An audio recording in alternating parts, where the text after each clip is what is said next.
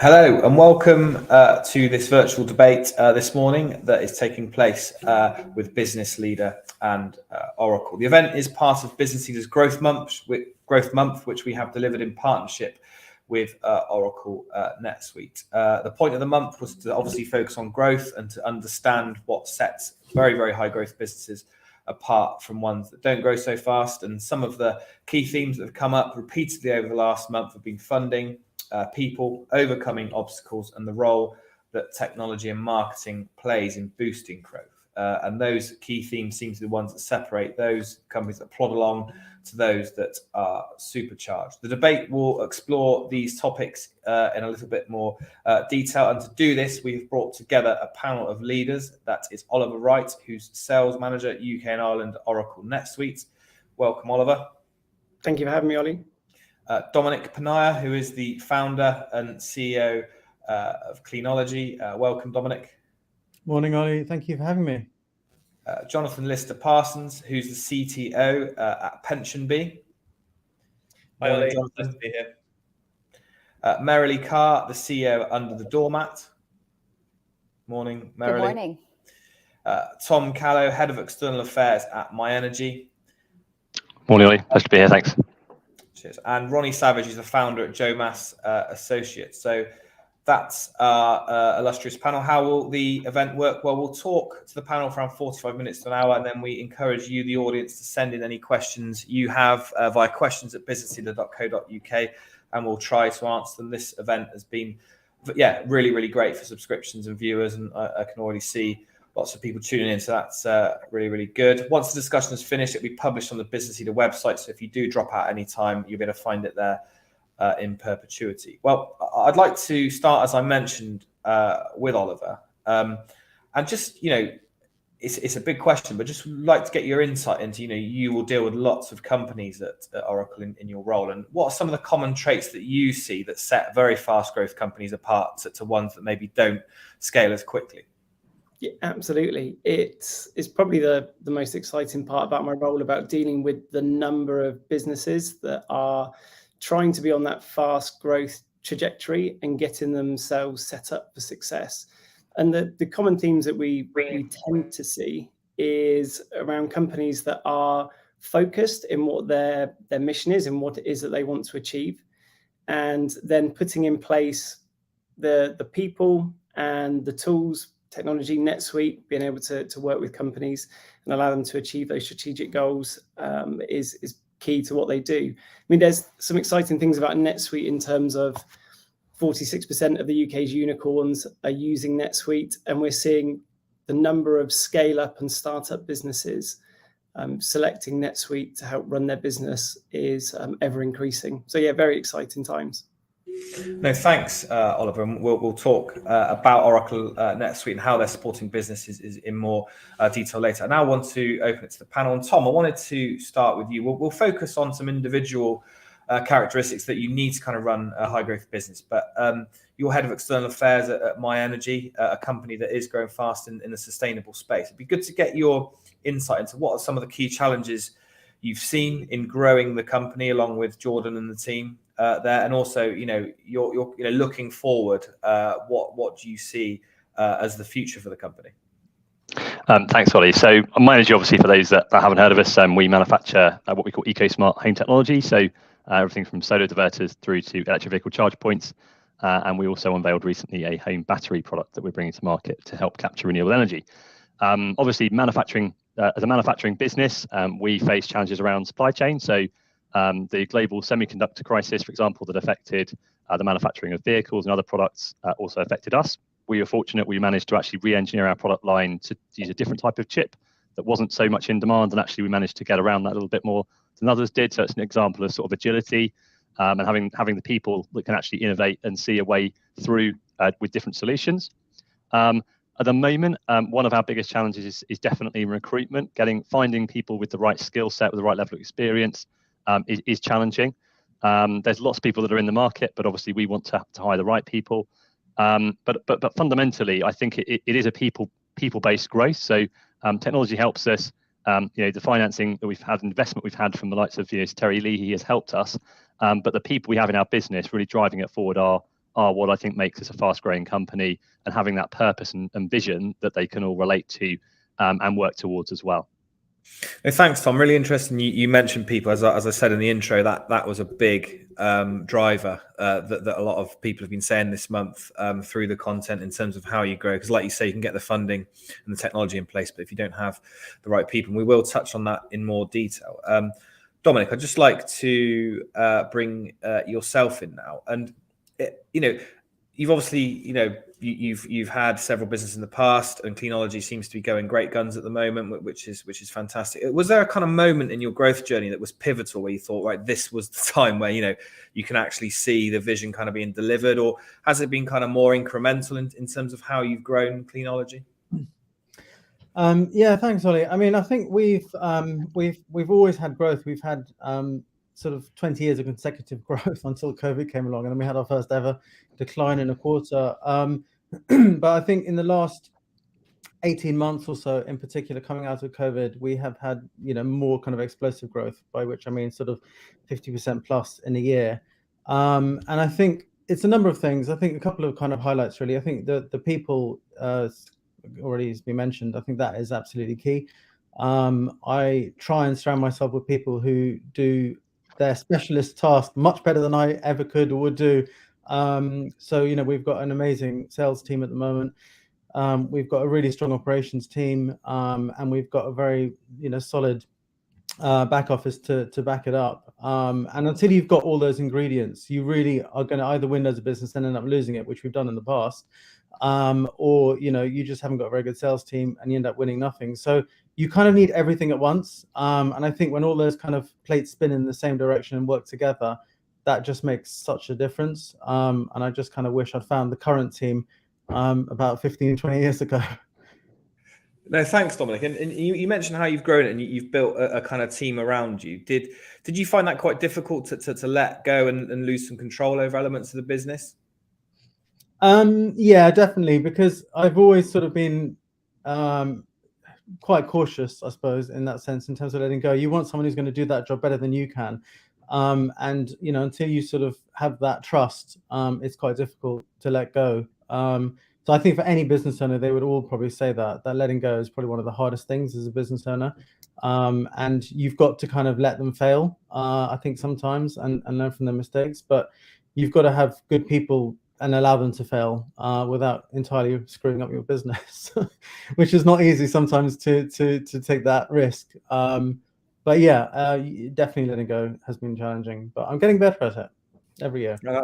That's good. A good bit of advice there, Dominic. Allow people to fail, but as long as they're good people. Because I guess the bad people who fail might not be. You might not be in business long. But no, thanks, Dominic. And I'd just like to bring in Merilee, who you're dialing in from Oman today, so that's exciting. Hope you're well. And just wanted to kind of get your similar thread to kind of Tom and Dominic, really, in terms of Under the Doormat, how you've grown it, what you've seen as kind of your core challenges in doing so. Look, I think we started out first as a more operational business. Under the Doormat is a short-term rental company that operates at the high end of the market. So we welcome guests from all over the world, and we operate properties like 3 Sloane Gardens on behalf of Cadogan Estates. We work with Vertis, who's the Canary Wharf Group build-to-rent operator. But it was a couple of years back where actually our business really became a tech company.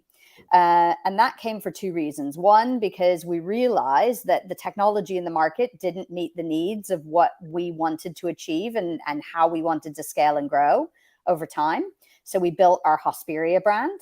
And I'm actually in Oman today because Hosperia is a technology that's going to be helping to open up the Omani market to short-term rentals moving forward, which is a really exciting step forward for us as a business, but also for the industry as a whole to see how technology can enable our industry overall to grow. And I think for us, some of the key things have been getting the funding, but taking the right amount of funding at the right time. I've seen so many companies that get really a huge amount of funding all in one go, and then they almost become fat. And I think it's that ability to stay lean and grow and scale with agility. together with that ability to use technology to scale and grow very quickly. But I think for us, some of the key things have also been around building that industry expertise and having a deep knowledge in an industry to understand those key opportunities, but also to build the best technology to solve the issues that, in our case, in a B2B position for technology, we can help not just our business to grow, but actually help enable the industry overall to grow, enabled by the technology that we're building. So I think that's been important to us. And, I'll just echo what everyone else has said, people. I also wish that we have the team we have now back at the beginning when I first started this business, because having the right people, being able to trust them, being able to let them run with things is crucial to being able to scale and grow to a much bigger business. Thanks, Merilee. And similar to Dominic, I don't know how many people do you employ, Merilee, and have you found it difficult to transition and allow other people to kind of take the reins? Yeah, so we've got about 15 people in London, but we also have a team in the Philippines. We have our developer team. So I think one of the things for us that's been critical is understanding what do we need to keep and manage ourselves, and where do we have partners, and how do we scale and grow with resources that aren't just always sitting in one office together. And so that for us has been critical. And we launched with our Philippines team, for example, a year ago. And that ability to scale quickly and access high quality resources in other geographies is sometimes part of the solution as well. Oh, good stuff. Well, no, thanks, Merilee. And Jonathan, I'd like to kind of bring yourself in. Good morning. Obviously PensionBee, have grown very, very quickly and significantly over the last few years. And I want to talk about your IPO later when we kind of get onto funding. But similar to everyone else thus far, what would you say has been the kind of secret to your growth success and some of the challenges you faced? Thanks, Ollie. Just for people that haven't come across PensionBee yet. So PensionBee is an online pension provider operating here in the UK. We're based in London, but we've got people around the country. What we do for our customer base mainly is we help you pull together all your old pensions from different jobs and bring those into a single pot and really put a good kind of customer experience around that and a modern 21st century sort of digital financial product experience. I think I'm going to sound like a broken record, probably echoing what the others have said, but people and culture, the behavior of those people and how they work together, that really is fundamental to having a business that you can scale beyond the kind of founding team. We've heard about people letting go of the reins, and I think for me, one of the major things is knowing that you've got people that are going to do things in a way that are different to you, not necessarily failing, but just doing things, following goals in a way that's that you wouldn't have done, but it's still a valid route to success. And I think letting go of that sort of tendency towards micromanagement and wanting to have all the answers, that's one of the challenges that you have to go through during that growth. But I think what you have to do is, what we've done is always been really clear on what the goals are and what the direction of the company is, and then you have to trust people to go and follow those goals, and then sort of obviously report progress back to you and have discussions with them. But there is that kind of cascade downwards through the management chain of sort of different levels of control, and I think doing that from a standing start, that's always one of the challenges. Also, I think appropriate deployment of the capital that you do have is really, really important. We've pushed a lot of our capital into marketing, and there's only so quickly that you can deploy capital into marketing channels without it just becoming kind of flabby and ineffective. And I think that's something that you have to tune and get used to over the years, and bring on more channels rather than just keep pumping a single channel and become overly dependent and then see your kind of acquisition costs rise. So there's a lot of smarts and intelligence and planning that has to go into that marketing side of things. But if you can balance both sides of those along with a really solid technology enabled efficient operational base, then I think that's a really good kind of generic model for how you can grow a business really quickly. That's really interesting, Jonathan. And yeah, you mentioned kind of marketing there, which we will kind of look to touch on later. Just want to also just, briefly, do you feel that, the leadership team is as ambitious to grow as it was from day one at PensionBee? Oh, definitely. I mean, we see ourselves as a small player in a massive domestic industry, and it feels like it's open water ahead of us, because pensions is still something that people aren't super engaged with. We haven't sort of finished bringing people's mindset into the way that we think it should be, created the level of engagement with pensions that we believe people should have. And we're really ambitious to bring what we're doing around pensions and long-term wealth planning more broadly to the entire population. Brilliant. No, thanks, Jonathan and Ronnie. Welcome to the debate. Just ending this thread about that kind of general growth and how you've gone about it and any challenges you faced, Ronnie.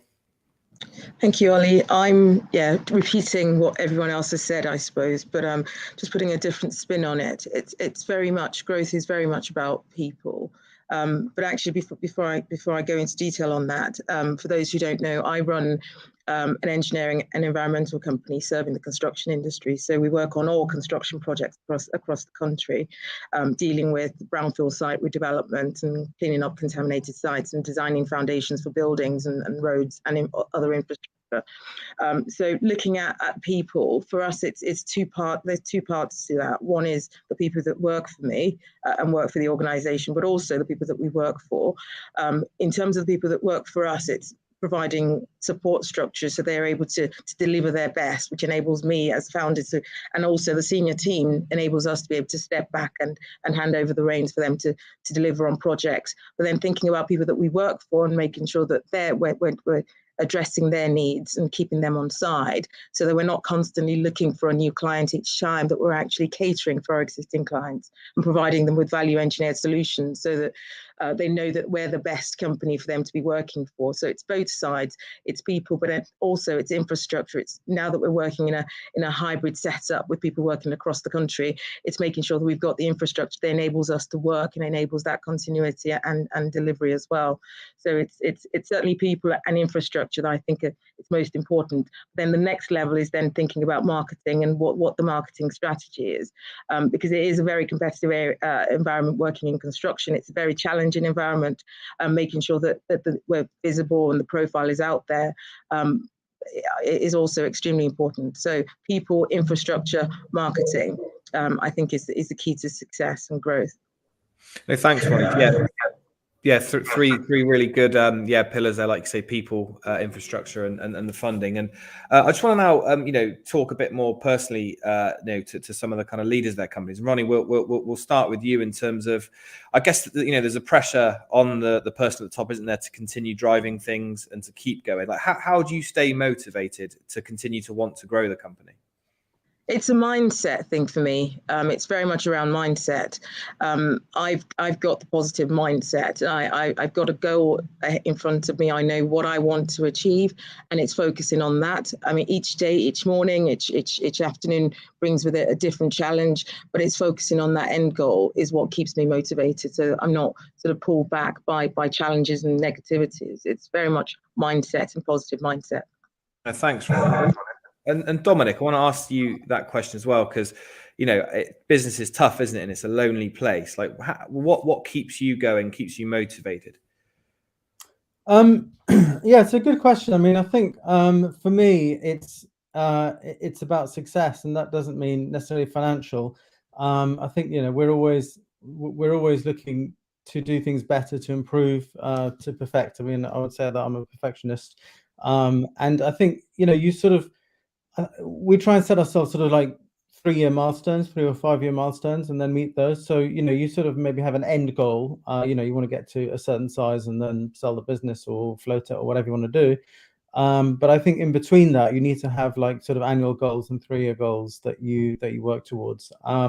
So, it's about for me, it's about having my own goals, but also bringing the rest of the team on that journey, because you can have whatever goals you like, but if the team aren't on the journey, then, you know, your goals are as good as pointless, really. So it's about sharing the goals with the team, and I do that a lot more now than I used to. Before, they used to be very like personal goals. I never used to really share anything. But I would say in the last sort of 5 years or so, that's become a much more kind of public thing for us to do. Well, thanks, Simon. And do you consult any kind of external people, growth consultants, business coaches, that kind of thing, or is it very much that you kind of do this yourself in terms of how you go about running your company? Yeah, in 2016, we brought in a non-exec, and that was really just to try and get a different perspective on things, so we could have kind of board meetings and senior management team discussions. But having an external pair of eyes and ears coming in made a big difference for us. So having had that role in place for the last sort of 6 or so years, that's been a real game changer, because it's applied a bit of pressure on the team, but also a little bit on me as well. And it's quite hard to you need someone to kind of keep motivating yourself as well. So yeah, that I would recommend that to any company that's looking to scale. I think the external viewpoint is really important. Thanks, Dominic. And Merilee, similar question to yourself in terms of how you keep that drive to want to scale and want to grow. What is your secret to success, Merilee? I think it is in a way evolution. It's building a business that every step that you take, there's a next step ahead. So it isn't just like you get somewhere and then you say, oh, my job is done. And so I often say to people, every year my job is different. And I think that learning and that growth is, for me, something that's hugely motivating. I think achieving results is hugely motivating. So for me, again, that's something that really drives me, and I know drives the team as well. And I think finally, it's something where you really need to find that balance of how you get motivation in your life, not just from the things that you're doing in work, but also what are the things that you can do that help you to occasionally switch off and come back, so that you've got that new thinking, those new ideas, and that motivation. For me, that's always been cycling. So going out on a long cycle ride, there's nothing like coming back and having a clear mind and the ability to put that energy back into the business. So I think those are a couple of things from my side. No, thanks, Merilee. Some good advice there. Go out for a long cycle ride. That's definitely a de-stressor. And Jonathan, I just want to bring you in now. I mean, do you feel a pressure as a leader in the company to kind of always be visible, always be on, always be driven, or do you feel that you're able to kind of sometimes say, look, I'm not on my best today, or how do you kind of find that? No, it's a good question. I mean, I think how people keep motivated is a subject of probably thousands of self-help and business books, and something that people think about a lot.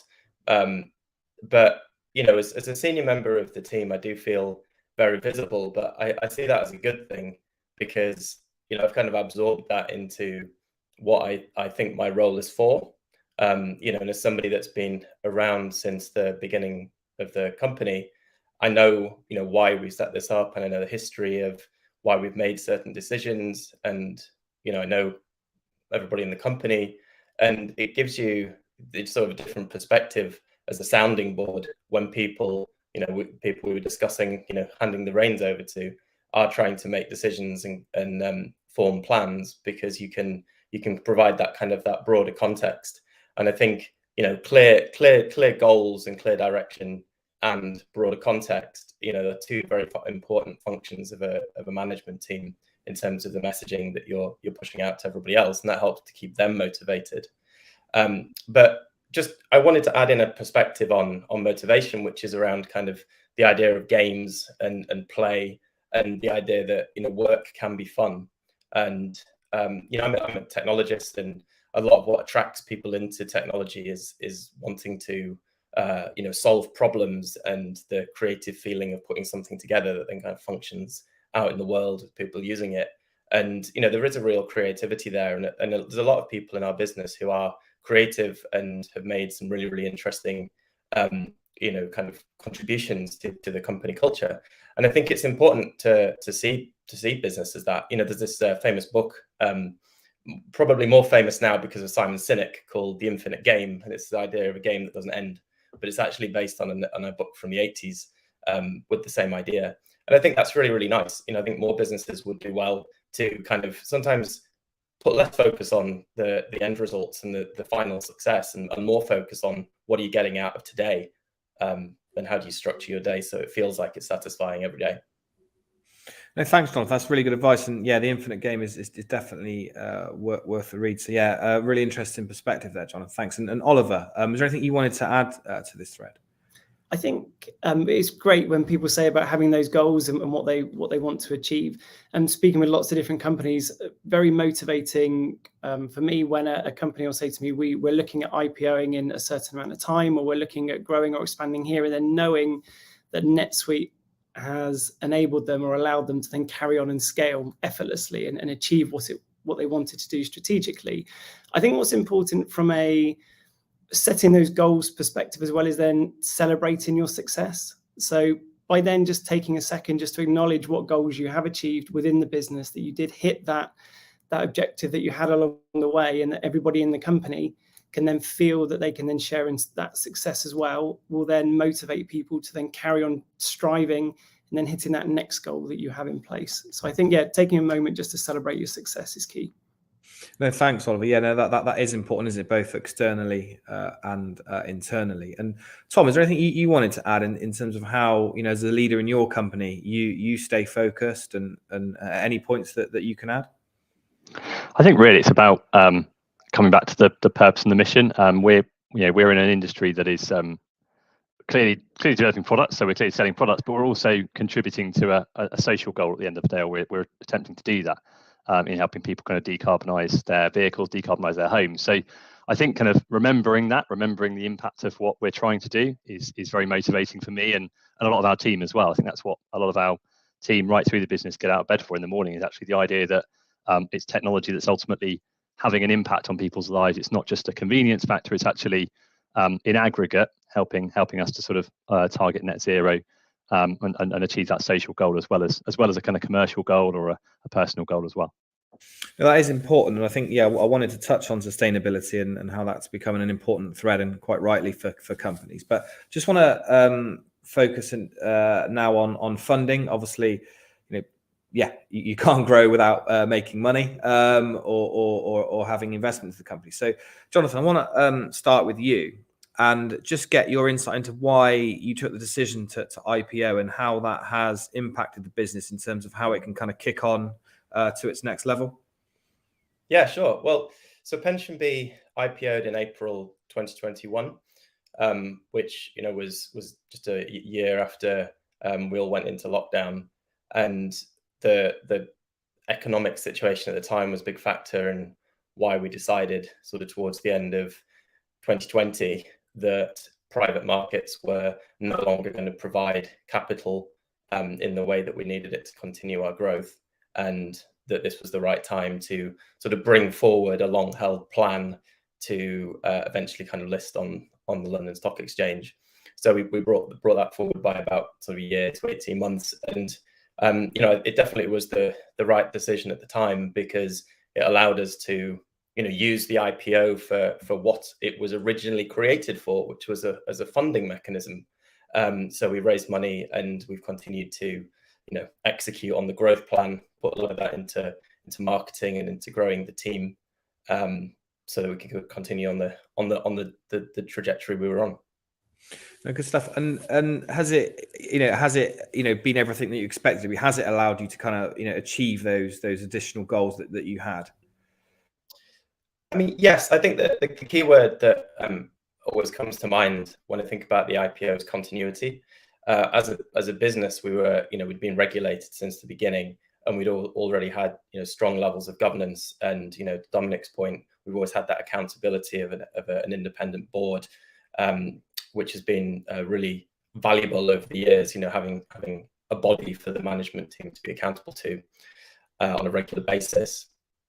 So Yeah, I mean, it was absolutely the right decision to take, and it's helped us to continue, as a business with not a huge amount of operational change, really. There is a more sort of beefed up corporate department that does investor relations and make sure we have our sort of quarterly reporting on time. But the rest of the body of the people were still following the same compliance policies. We're still, doing things in a sort of regulated fashion, and that actually sets you up really well to be a public company, and continue on that growth. Thanks, John. That's interesting what you mentioned about compliance. And I guess, being in the pension space, that you're probably quite used to that kind of that audit process and things like that. So that's interesting. And the worst company to do an IPO would be a video games company. Yeah, no, definitely. No, thanks, Jonathan. And Dominic, in terms of, are you happy to share how you've kind of funded the growth in the company, whether it's been organic or external, and what your plans are for the future, and how you might look to fund that? Yeah, I mean, we've actually not taken on any funding. We're kind of self-funding, and any growth has come through the profits of the company over the years. We are looking to do an acquisition, and we'll be looking to fund that through debt finance. And that's something that we'll be announcing in due course, as they say. But yeah, that I mean, for something like that, for sort of a big acquisition or event, obviously there are lots of different options on how you fund it, but that's something that we would probably look to look to finance. But in terms of our growth to date, it's all been self-funded. So you've given us a scoop there, Dominic. You've given us a breaking news story that Cleanology about to do an acquisition. Yeah, but I can't say any more than that. No, it's going to happen in the next few months, hopefully. But we will of course let you know. But yeah, I mean, it's something that we've been looking at for a while. As part of our national growth plans, actually, we were looking at it 2 years ago when COVID came. We kind of put it on hold. But trying to find the right company is so difficult, because we wanted to buy a national business. The plan was to buy a national business, then use that to kind of scale nationally. As it happens, we've actually had to do it organically, and kind of create like mini businesses across the country. So it's been really challenging operationally to do it that way. But trying to find the right company to buy is very, very difficult. There are lots of different ingredients that we need, and it hasn't happened for us yet.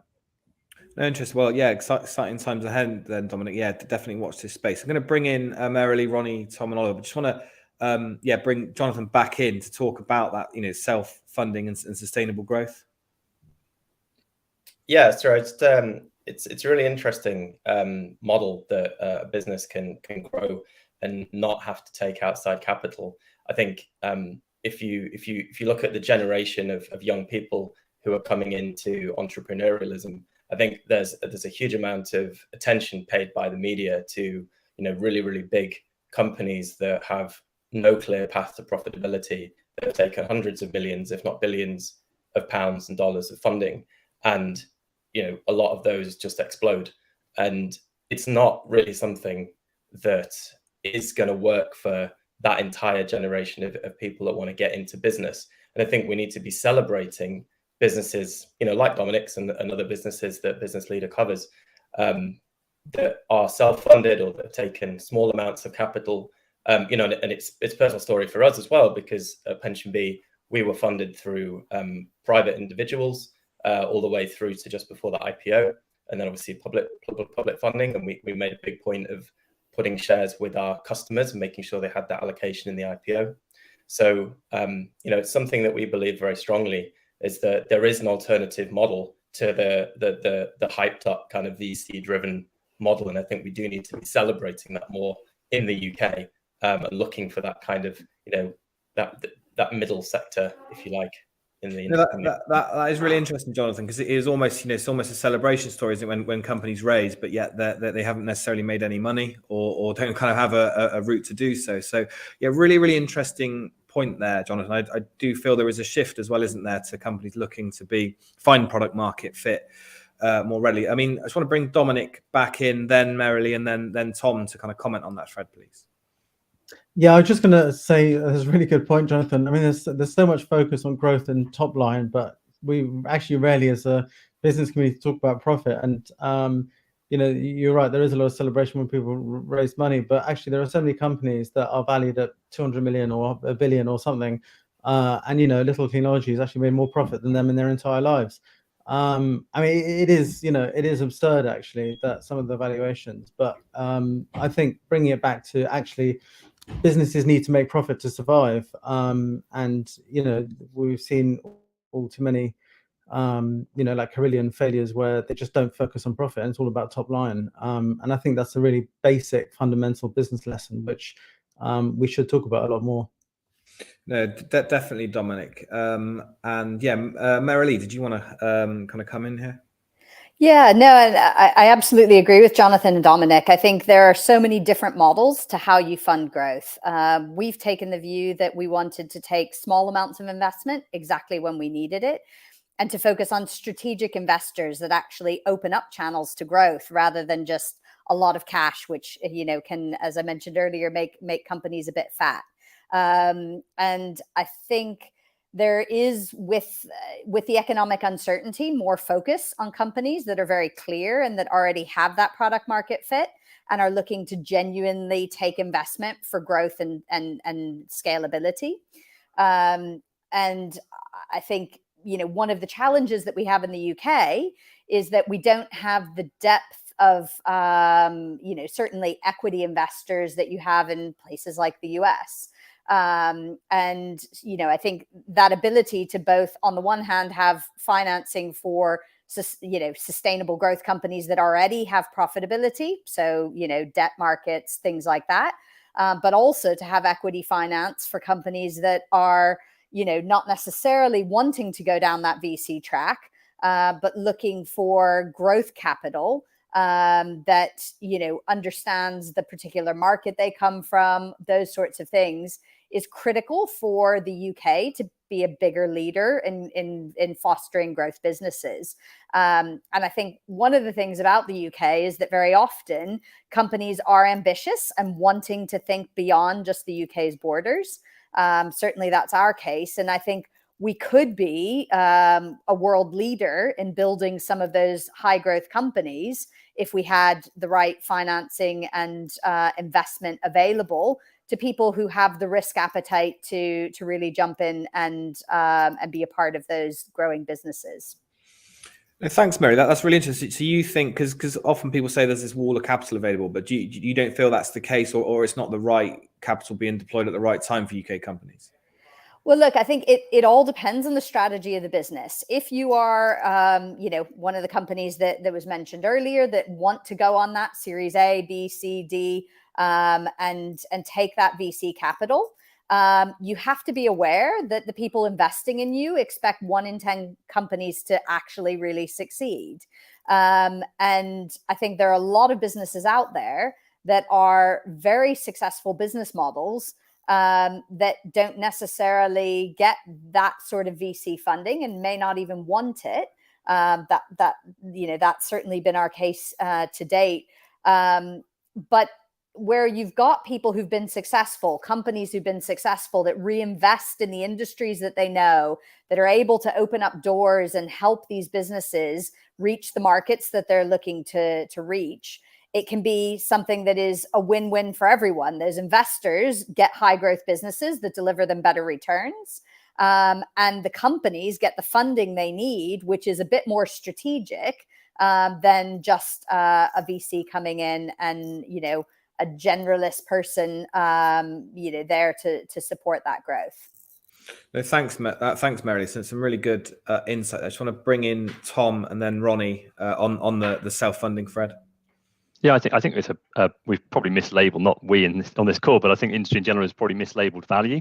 There's obviously people chasing what they describe as value in terms of valuation, without actually thinking about profitability. And obviously, if that's with a view of you know, ultimately being sold, ultimately exiting through a sale, well, obviously you want the biggest value because you want the biggest sale amounts come your way. But clearly, if you haven't demonstrated a pathway to profitability, why is someone going to buy you? So I think we do talk about value in a strange way when it comes to business and looking at only sort of market cap and enterprise value rather than actually thinking about profitability enough, in my view. And you know, we're a business that's focused on being profitable, obviously growing, but being profitable as well at the same time. We're largely sort of self-funded. We had sort of quite high-profile investment from Terry Leahy and Bill Curry back in 2018 when we had about 7 people. We've now got 400, and Terry's now our chairman. So we've really tried to kind of scale up, but we're remaining profitable because we think it's important to show that pathway to how ultimately the business is going to sustain itself.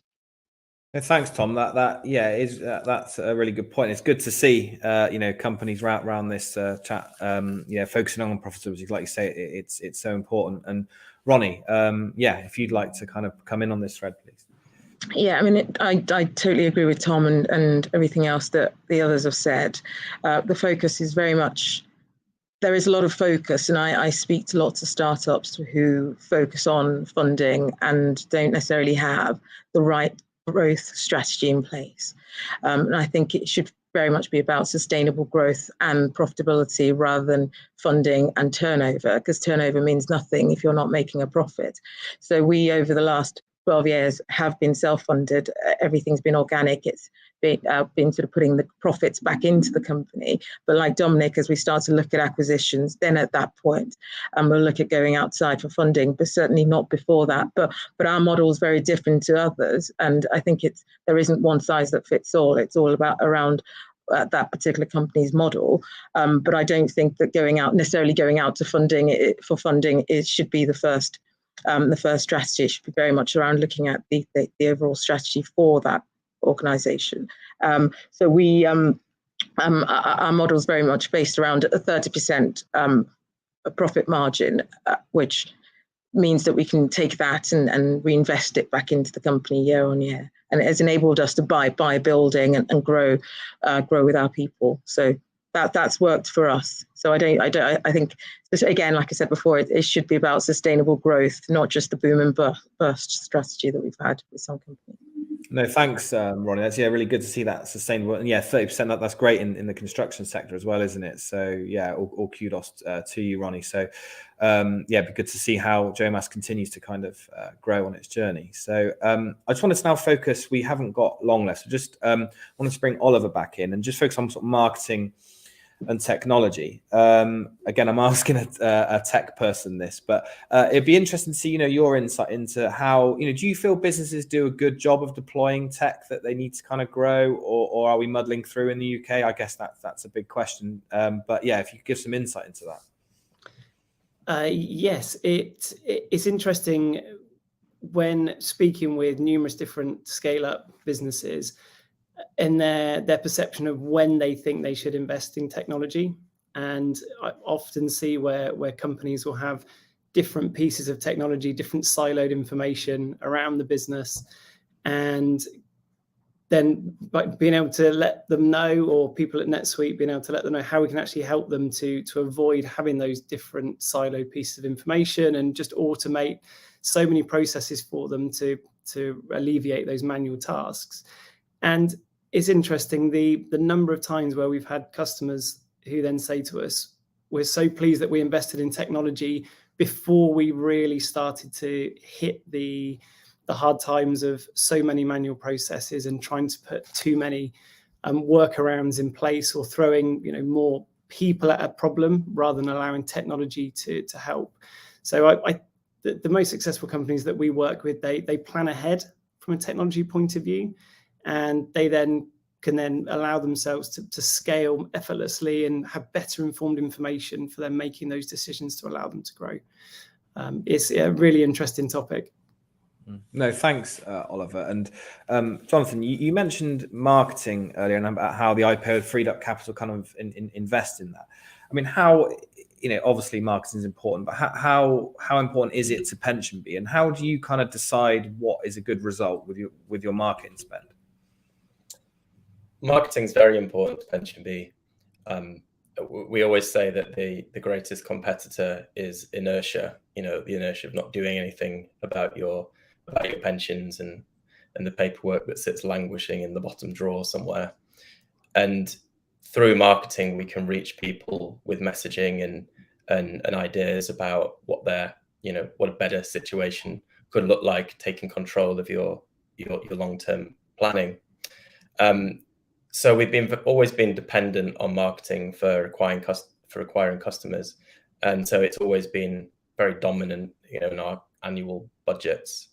So ever since the beginning of the company, we've had to look to technology to analyze our marketing channel investment, both digital and traditional, and try and understand where is it working, what messages are landing, in what geographies, to what demographics, and how do we tune those channels to get the best bang for your buck.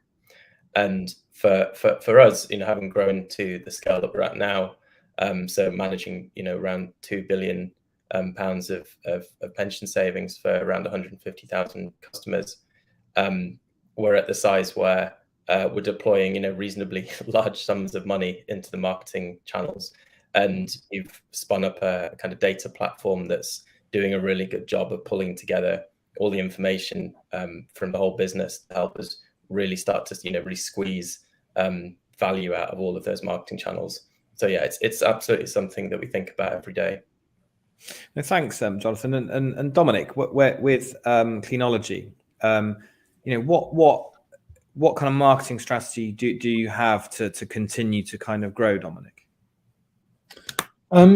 So we just appointed our first head of marketing, and I think it's something that I've been quite closely involved in since the company started. But it's an area that we are looking to kind of review and look at new ways to communicate with people. I mean, obviously digital is so big now and changing so quickly. I mean, for us, that is the main the main sort of channel that we would use. Obviously there's Google, there's LinkedIn, there's a number of different ways, number of different digital channels as well.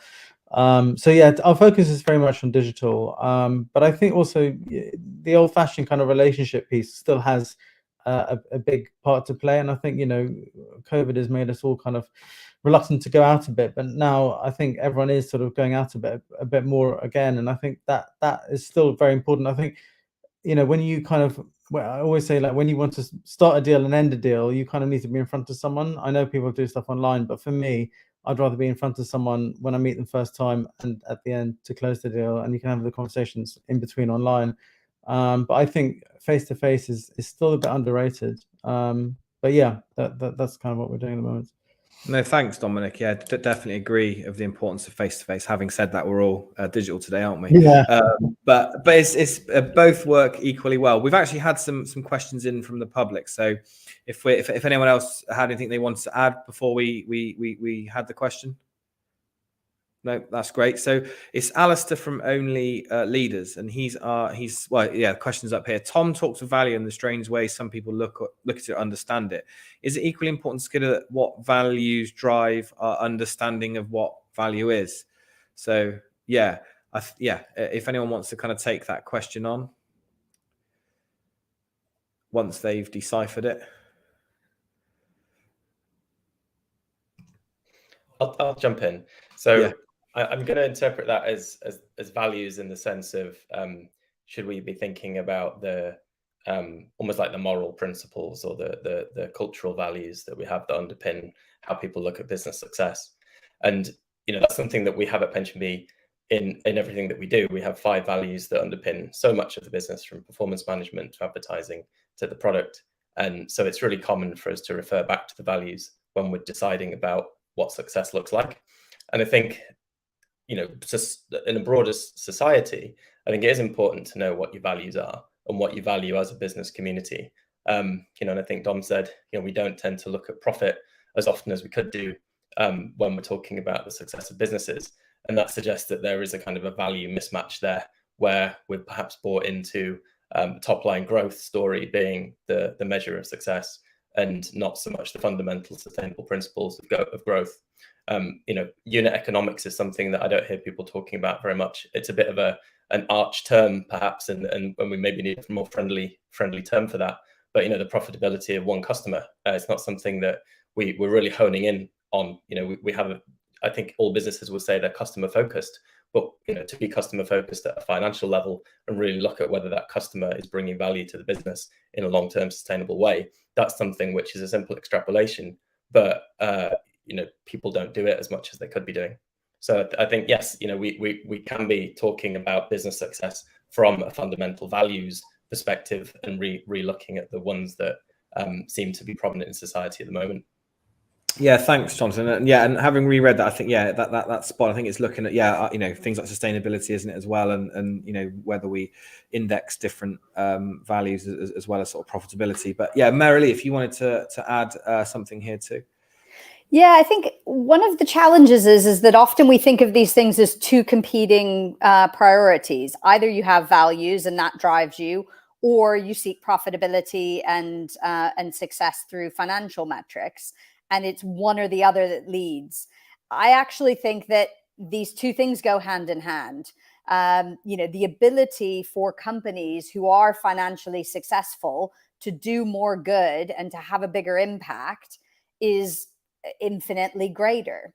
And I think it is that balance between the two that ultimately you want to achieve.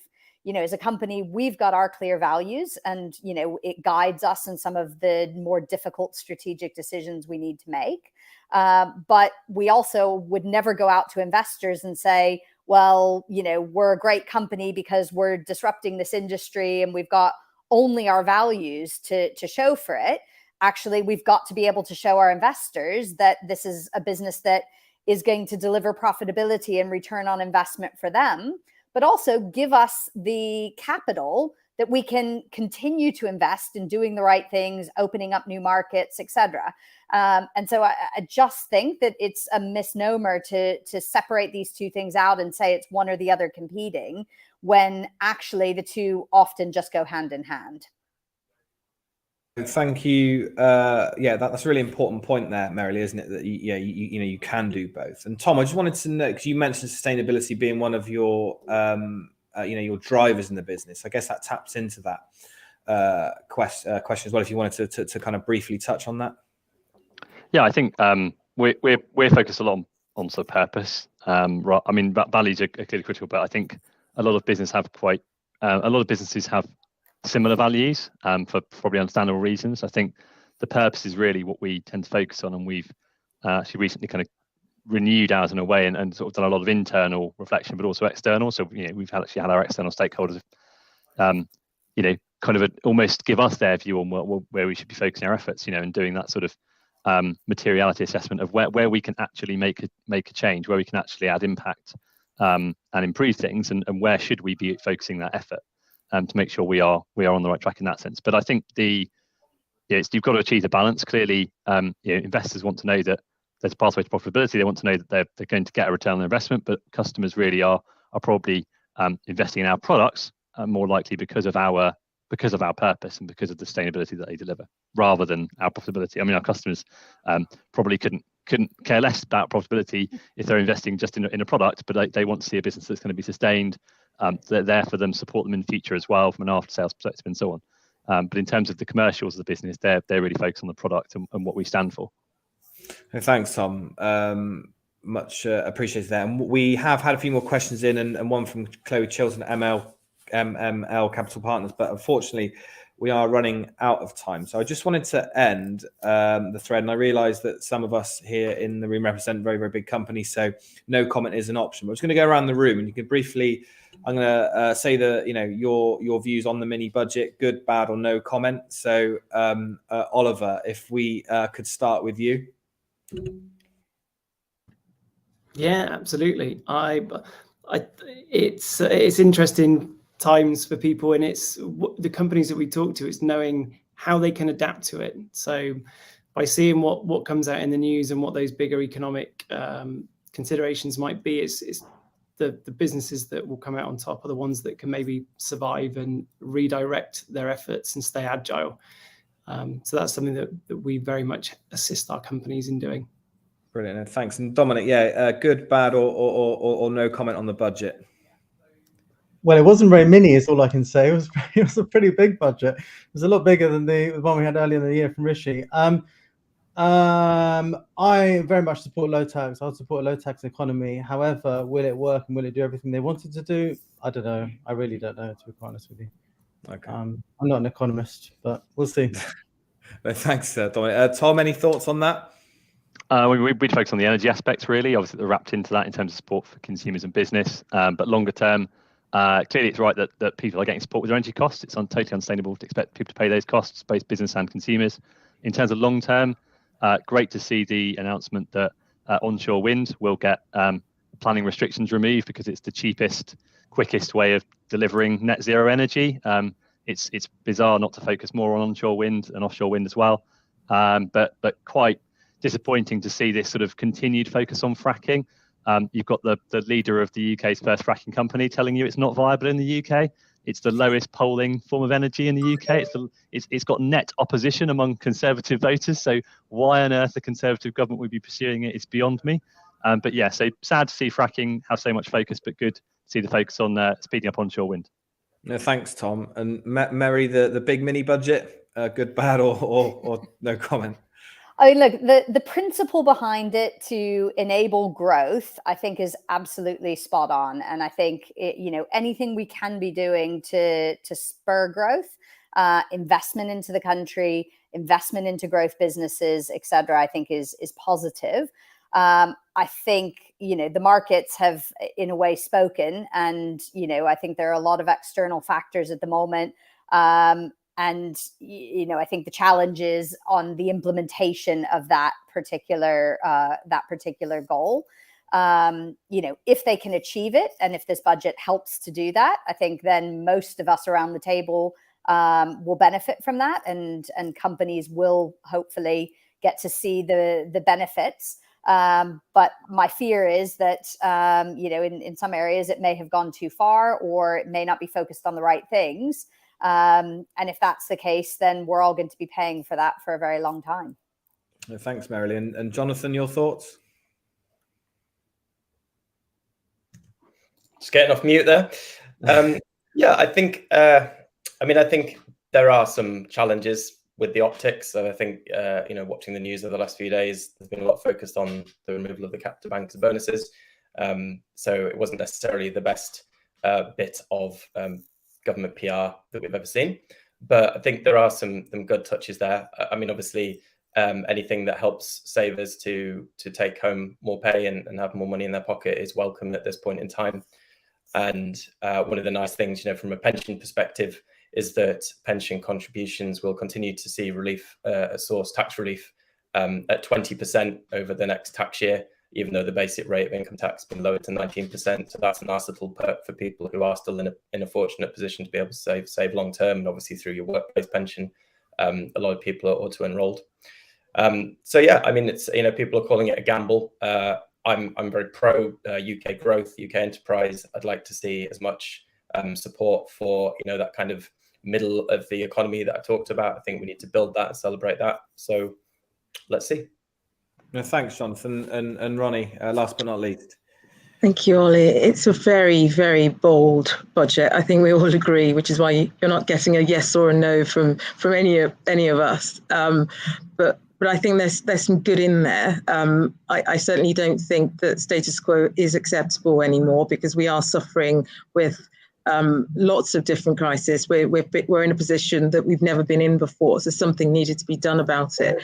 Whether they've gone too far or not, I think the markets are telling us that possibly they have, but we'll see what happens over the next few days and weeks. But I certainly think the principle of pushing for growth and attracting investment is the only solution, which is what they're focusing on. There is a focus on construction, on building back better, which will obviously be beneficial to us in the construction industry. So there is a lot of positive there. We just need to see the pound settle down over the next few days. Otherwise, it could be catastrophic in terms of inflation. So yeah, just fingers crossed. We just don't know what's going to happen over the next few days. No, thanks, Ryan. And thank you to all our panel. And somehow, I don't know how we've done that, but it is 11 a.m. Yeah, that's absolutely spot on. I just want to say thank you to all of our panel, Oliver, Dominic, Roni, Merilee, and Tom and Jonathan. Thank you for tuning in. And please do visit the Business Leader website at www.businessleader.co.uk.